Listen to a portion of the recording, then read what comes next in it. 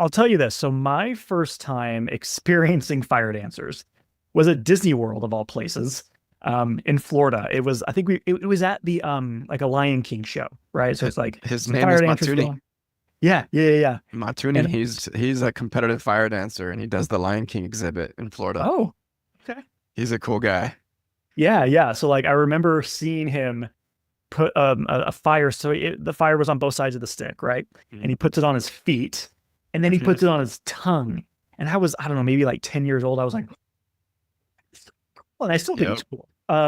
So I got to know though the secrets though. I assume he had something on his feet to know. Okay, Yeah. so he was actually doing it. Yeah. Wow. So how do you avoid third degree burns? Fire All safety. the little kids that ask me, like I always get that question after shows, and it's usually the kids are like, "How do you hold it on your feet?" I'm like, "Well, it's mind over matter. If you think you're gonna get burned, you're gonna get burned." And when my head game has been off and I just haven't been strong in that upstairs department, I've got really bad burns on my feet before. Wow. And even the So, tongue, like even that. well, your tongue's wet. I mean, Oh, at that's least true. my tongue is wet. Yeah, that's true. So, but usually it's just a tiny bit of fuel that sits on top. It burns out real quick, and that's not all that hard to do. But then there's also people that walk on fire, It's true. uh, Hot coals, and yeah. like all what Tony Robbins style. Yep. We're actually hosting a fire walk next month, and my partner Rose is hosting a couples event, and the whole ending part of it is going to be a fire walk, and they'll have the opportunity to face their fear and walk on fire. Wow. But And is that this there's the science behind that. It's like your feet are sweating fast enough that there's a oh, barrier that stays between your feet and the coals. yeah. But also you need to walk slow and steady, which is counterintuitive because if you freak out and you put pressure or it gets stuck in between your toes, you'll definitely get burned. So is this a cultural practice that's deeply rooted in Polynesian culture? Is that where it originated? That's kind of the oldest expression of fire dancing. Okay.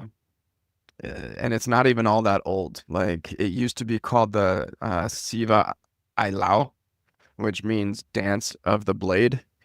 Hmm. And it didn't become the Siva Afi Ailau until 1964. And his name was Freddie Latuli, and he was traveling the world spinning this shiny blade as a show of force and from the Samoan culture. But then he was performing in LA alongside like variety fire performers.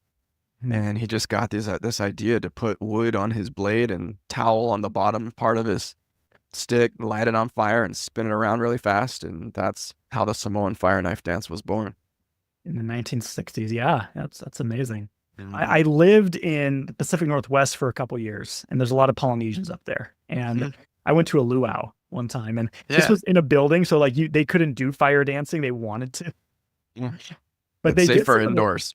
yeah, they did some of the stuff though, and it was really cool to see. And just like it's a very beautiful cultural practice, in my opinion. I think it's really cool that they do that, and it's a that these days is it a way to celebrate culture, but also help people, like you said, conquer their fears. Hmm. Yeah, I mean the fire performance side. I mean there are newbie performers that step into this new world of fire performing, and they definitely have a lot of fears to conquer. But when it comes to walking on fire, that's what we were always told growing up. Don't touch the fire. Don't touch the hot stove. Yeah, So that's ingrained in us. Like, don't touch that. It's not safe. yeah. So, but yeah, for me, like I started our business 10 years ago and we were doing luau's. Like that's all we were doing is little 30-minute luau shows, Yeah. spreading the aloha, sharing education about our culture and putting lots of smiles on faces. And I never imagined it was going to explode into all the things that we're doing now. Yeah, I think I remember you saying you were running a marketing agency for a while and doing this on the side. And so tell me about that decision when you said, okay, I'm going to lead, because I run a marketing agency. So Yeah, when you like, okay, I'm going to lead this and pursue entertainment, what was that like? it wasn't really a leaving and pursuing. At the Mm. time, I relocated a bunch of our clients to friends' companies. So I Okay. wanted to make sure everyone was taken care of. I didn't just drop them. Um, and so that was great. But the reason I did that, I didn't realize our first summer that we started the business, I didn't realize we are going to do over 100 shows. And so it Yeah. was taking over my In one life. summer. Yeah, in one Wow. summer. And in Utah, that was from about the beginning of May until probably the end of September. Hmm. And then there's Yeah. like all the Halloween gigs and stuff like that. But it's mostly the summer. And it was very predictable every year. But then also every year, November to end of April, there was nothing. And Mhm. so I didn't really walk away from my marketing company. I actually sold it 3 weeks ago.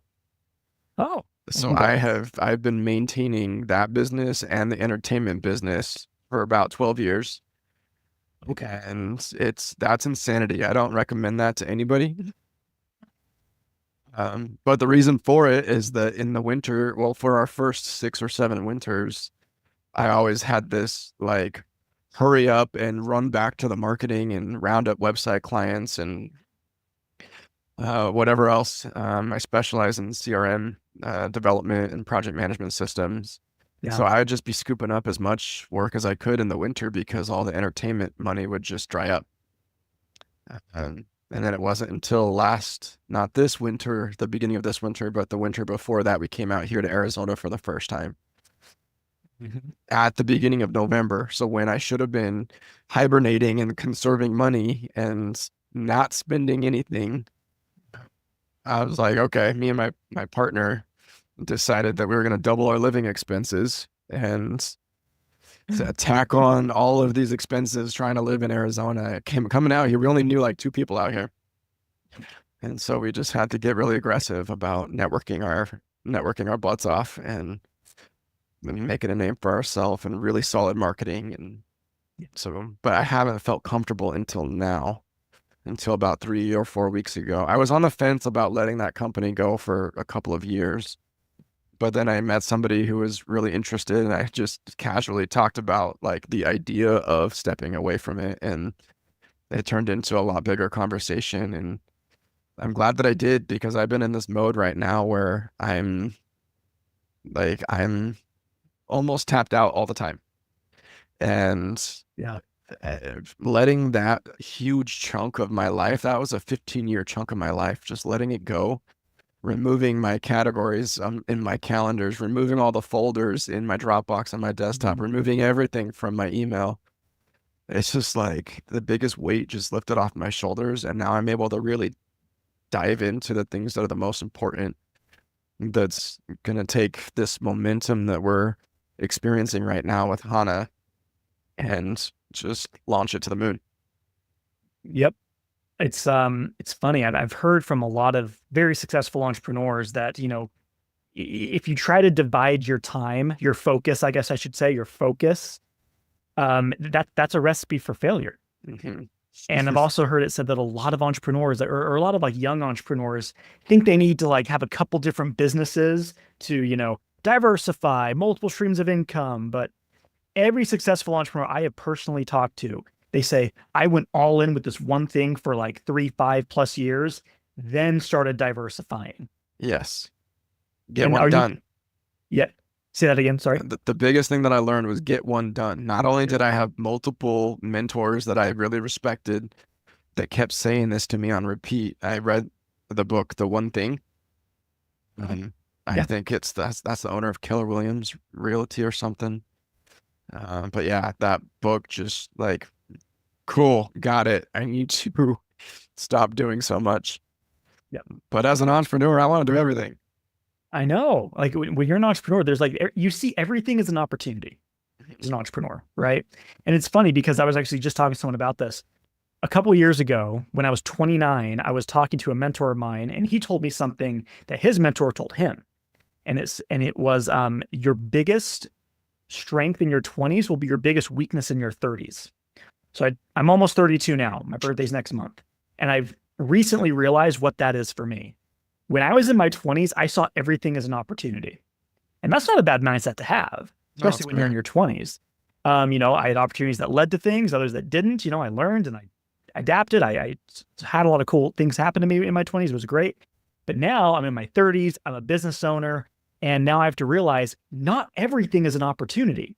I have a major goal that I'm pursuing. And if something, no matter how cool it may be, doesn't get me towards that goal, I have to say no. Yeah. I've literally said no to 2 things just this week that are cool, but I'm like, that does not get me close to where I want to go. So I cut Yes. it out. Yep. That's awesome. Yeah, And it's hard for some people to realize that, and it's hard for some people to say no. it is. It's hard That's for me. It's like, so what's just a next to that if I wasn't so focused on this, but Yep. it's all good. Yep. And But what's your, sorry, go ahead. for me, the biggest thing I learned in my 30s is boundaries. Ooh, yeah, Yeah. And I wish I would have learned it much sooner. But whether it's professionally or personally, I just wasn't the kind of person that had a whole lot of boundaries. There was a lot of people pleasing, like wired into who I am. And it's been a lot of intentional work to dive into that and to be able to just put my foot down and say, nope, this is not in my best interest. And I just need to respectfully decline. yeah. That's No explanations needed. that's a recipe for a successful life. So I love that. Yeah. You're about to ask something else. Yeah, no. So you're 3 weeks, 3 or 4 weeks into solely focusing on your entertainment career. Has your goal or vision for your career evolved just in the short time, or are you still pretty focused on what you were focused on before you sold your marketing agency? I'm still a little bit bogged down by the unloading process. Everything was nice and neat and bundled for him except for my email. And he is going to be in that email inbox, but also my whole life was connected to that email. All of my banking, all my social media, all my investment accounts, everything, because I used that email for 15 years. Yeah. So I just hired someone just for a couple of days that are going to be coming to help me get through the rest. But I got to go through like 500 different software platforms and change my email and my password, my billing info, and it's different in every platform. So I'm beating my head into my keyboard a little bit every day. But one of the things that I have noticed though is that my mental capacity isn't so spread out. It's not bouncing around or going back and forth between entertainment and marketing, entertainment and marketing. Yeah. And like I've been jumping on this huge wave of AI and been wanting to really absorb everything that I can about it. It's the wave of the future. It is. And if people can resist it, but no matter what, AI is going to be built into each person's life in some way, shape, or form, whether they want it to be or not. Yep. So we might as well learn as much as we can and go for it. But with AI, if I can have outreach in the 50 to 100,000 a week instead of whatever I can do on my own, what's that? 10 to 15 reach outs a day. Mhm. That's nothing.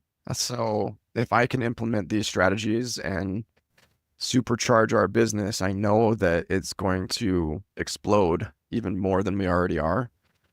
And I get really frustrated.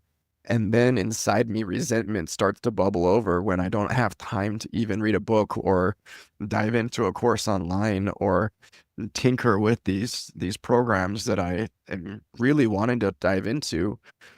And then I get frustrated with everybody around me. It's not their fault, though, that I'm not managing my time and my energy levels and blocking off what I need to dive into the stuff that I'm the most interested in. But I'm feeling a lot lighter now. Like I can wake up in the morning now and meditate or stretch or jump in my cold plunge. And I didn't really feel like I had the ability to do that before. Mhm. I would wake up at 4 or 5 in the morning and just instantly grab an energy drink and hit the computer and work until midnight or 1 in the morning and do it all over again. And that's a good recipe for burnout. Yes. I've hit burnout hard 3 times in 15 years, and I don't want to even creep anywhere close to it because I know what it feels like. So, What does it feel like for you?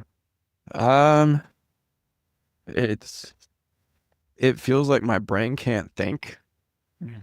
Like I can't even like attach any kind of a thought process to anything. And it feels like there's lead in my boots and I can't move. I can't pick myself up. I'm sluggish. I'm as like depressed doesn't even begin to describe it. It's much worse than that.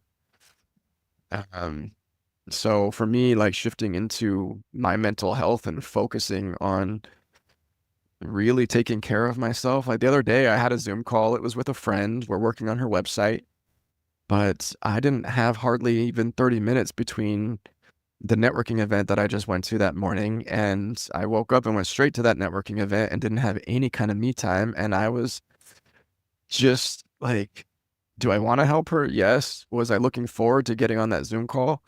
No, I wasn't. And I reached out to her and I said, hey, what's your time like today? Could we push this back a few hours? And she had a clear day. I had a clear day the rest of my day. She was very willing to adjust. And I went straight to the pool and I was stretching and working on my body and just relaxing, chilling out, reading. And then I got done with only 90 minutes at the pool and I came back in and showered and I was just like, man, I cannot wait to get on this Zoom call. Like, let's go, let's jump into this. And it's that kind of mindset that I think we all struggle with. We're stuck in this like hamster wheel society that everyone believes like, oh, I just need to do more. I need to be more productive. I need to keep going and go faster and faster. But what people don't realize is how much more productive we can be if we slow down. Yeah. So that's been my theme for 2025. Obviously, that's the reason I let go of my business, burning the candle at both ends. So Yeah, I get that. I don't know if that answers your question. I can definitely go on tangents real easily. No, no, it definitely did. I personally haven't experienced something that severe, like basically how you described it, but I know a lot of people do, and I think a lot of it has to do with people stretching themselves so thin because the society that we live in almost encourages that to an extent of like always oh sorry always being involved in something, being emotionally invested in all these different things, right? And there's nothing wrong with having multiple hobbies, with having multiple causes you care about, but you get it all comes back to just, knowing what you can handle, focusing on yourself and taking just those very simple things on a daily basis to keep yourself at peace because that's so important today. Yeah, it really is. Yeah. There's nothing that can replace mental health. And like the more we improve ourselves personally and deep dive into who we are, like that's just going to come out in your business. Yeah. So, and there's a lot of pressure put on men specifically to be high performing providers. And if not, then what? Then your bills aren't getting paid. Then your family's not eating. Then you're really struggling hard. And it's like our only option is to put out, wake up every morning, put out, produce, and it is a lot of pressure. So if we don't take care of ourselves, if we don't recharge, and we're not gonna be able to keep up with the demand. Yep. I was unemployed for 9 months, and I definitely felt the pressure and brunt of that. That is for sure. Yeah, probably like feelings of guilt creeping in and Extremely. like Yeah. huge emotions that it's like, why do those even need to be there? It should be great to be unemployed and take a break for 9 months. Yeah. No, there was one night where I was at my absolute lowest, and I come downstairs. My wife's making dinner, and my daughter, who was in her high chair, she was about 2.5 at the time, and I go up to her. I'm like, "Hey, Kaylee, how you doing?" I kind of get close to her face, and she's not one to do this, but like she like leaned to me and then like hugged me around my neck, like just like gave me a hug. And I'll tell you right now, like that probably saved me, that little moment right there. It's amazing what a little love can do for somebody, right? Yo, kids are good at that too. They are very good at that. Yeah, that's why I love kids. I have my daughter's 3.5 now, and we're trying for baby number 2. So we'll see. Kids are just amazing. It just becomes a handful when you have 3. You have 3 kids? Yes. That's awesome, man. That's great. 8, 10, and 12 years old, and my 12-year-old might as well be 16.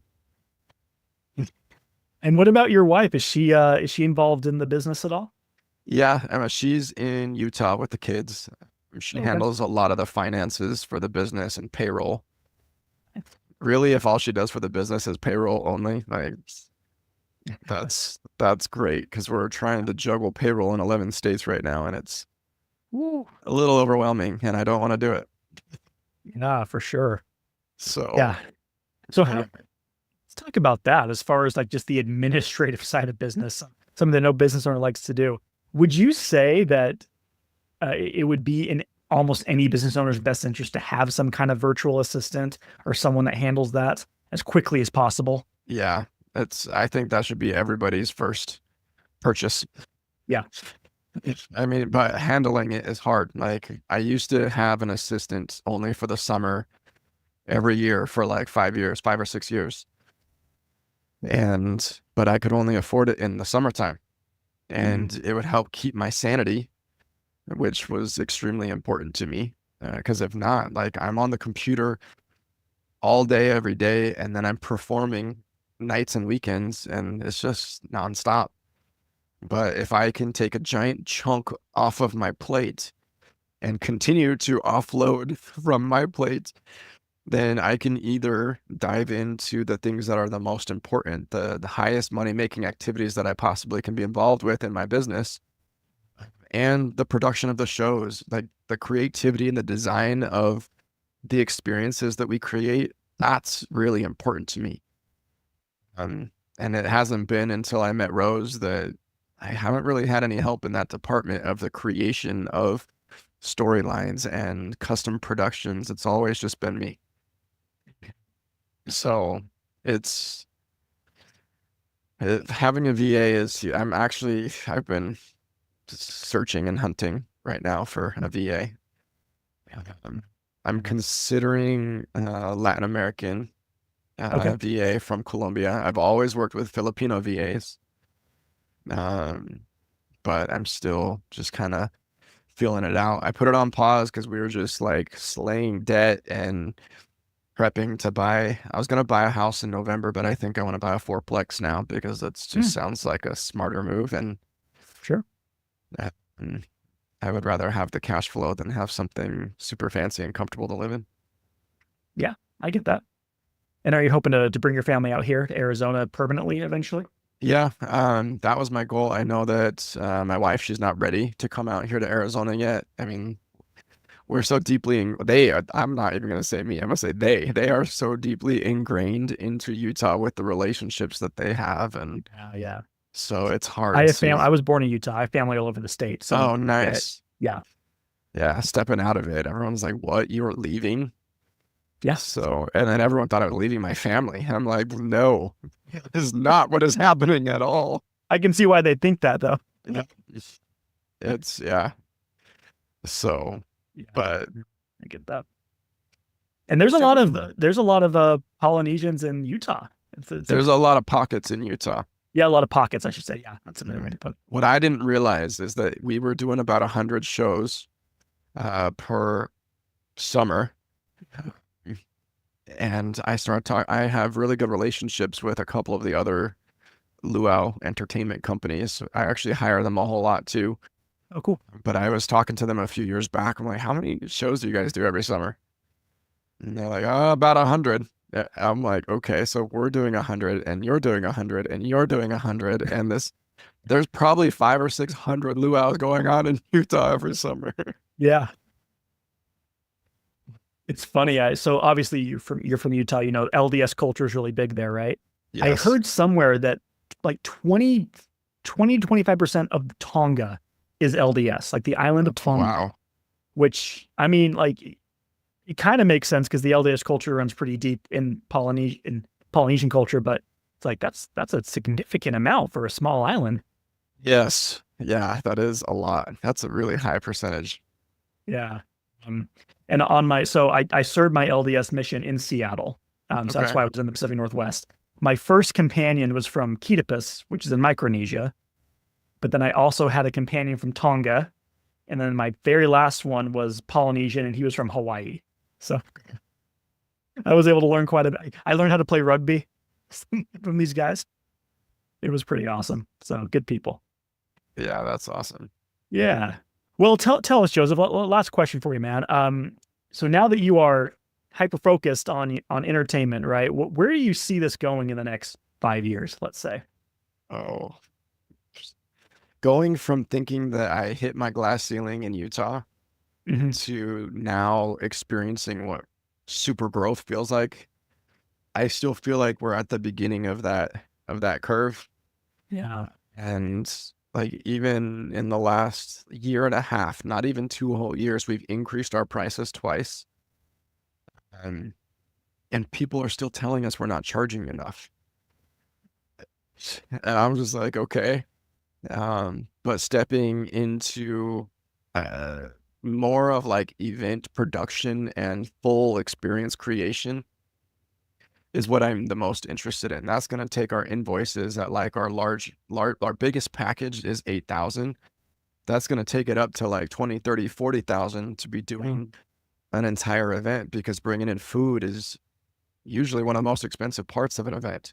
Yep. Coordinating venues, the decor, the vibe, the music. Is it a DJ? Are we going to custom curate a playlist? Like when I deep dive into events and what people are going to experience by going to these events, that's what lights me up more than anything. And that's what we have the most fun with. When we create immersive events, that means we're hitting all five senses and then some. We've done events in the past where we're talking about the sixth sense, and we always call the sixth sense energetic connection or human connection. And it just takes things to a whole nother level if you're able to get people to connect in a little bit more vulnerable way than they would normally. But that's where I really see things going. I've got some really lofty ideas to combine like AR and VR with live performances. And because then we can design visuals in any way that we want, but that kind of tech is pricey. Yes. So these lofty goals that we want to step into, we might be able to start doing some really next level types of experiences. But in general, like we're currently booking in 11 states. We've just started outreach to like nationwide outreach to DMCs all over the country. Okay. Those are destination management companies for those that don't know. They're the ones that work with the big giant resorts. They're the ones that really are in charge of the entertainment industry across the entire country. And now we have the confidence that we can fulfill anything wherever it's at in the country using local talents, because we found out real quick that trying to get even a company to pay to relocate an entire group is a lot harder to do than if we have local on the ground entertainment or entertainers where they're at. So then if it's just me that needs to fly, that's a whole lot cheaper than flying out a whole crew with all the gear. So that's kind of my plans to be able to expand more. This summer, we're going to be focusing on Denver. We've got about 6 weeks left in Arizona. End of May, we're going to be back in Utah for the summer, so Okay. I can enjoy my family as much as possible. Enjoy the cooler weather. Enjoy the cooler weather, yes. And now that summers are not my heavy go mode, and I've now turned our winters into our busy season, I can be a lot more selective with the events that we take on in the summer and take on less and send more people in my place so I can have a lot more time with my family, because they're the ones that are most important. Oh yeah. But that's also going to put me real close to Denver. So I'm going to shoot over to Denver throughout the summer and work on the relationships that we have with performers out there, network as much as I can, do a lot of marketing in Denver. And then when we return to Arizona at the beginning of October, I want to put a lot of focus into Florida. Okay. Oh, nice. Yeah, and mostly just because we already have every kind of talent you can imagine Yeah. spread across Jacksonville, Orlando, and Miami. And the hardest part of coming to Arizona at first was like it was easy for us to put together a fire circus show, but finding really talented Polynesian performers, whether it's a whole group or independent performers or Samoan fire knife dancers, that was a lot harder. And I don't want to just be able to not offer something that has been a core piece of my business since I started it. So we got that figured out now in Arizona. But in Florida, we already have that. We've got every type of Polynesian dancer. We've got multiple groups. We've got everything covered for fire circus shows. So we can keep doing everything that we're already doing. So that's kind of where I see things going. Like they're growing really fast, and the way that people perceive our brand and how well we've worked on developing our brand over the last even 2 to 3 years. People see it, you see what we do, and they don't even bat an eyelash at the price tag. So it's Awesome. Yeah. I mean, I'm going to link your website in the description and your Instagram so people can see, really what cool. these events that you put on, because they really are phenomenal. I got to go to one in person because, again, it's just amazing what these type of performers are able to do. It's just magic, honestly. It's like, this is incredible. We make the magic. It really is. So any other places where people can find you besides your website and Instagram? I mean, those are the two main ones. I mean, we're on Facebook too, but Instagram is definitely our primary social media account, and our website. I'm always looking to get connected with people, I guess more professionally on LinkedIn. Oh, there you go. I'm looking forward to seeing your successes. So keep it up, man. Best of luck. Thank you. I appreciate you having me on and getting to know you better. This has been great.